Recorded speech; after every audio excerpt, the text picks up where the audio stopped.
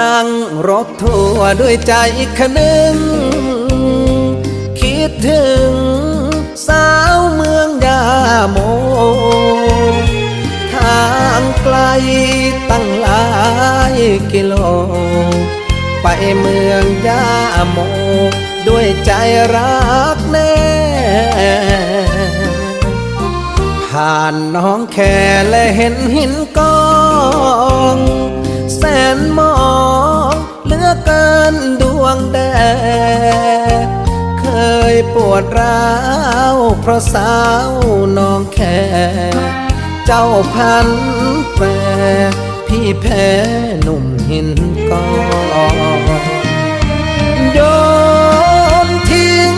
ความเศร้าที่ช่องเขาทางเข้าปากช่องลงลมปากจนไม่อยากมองเห็นลำตะคอง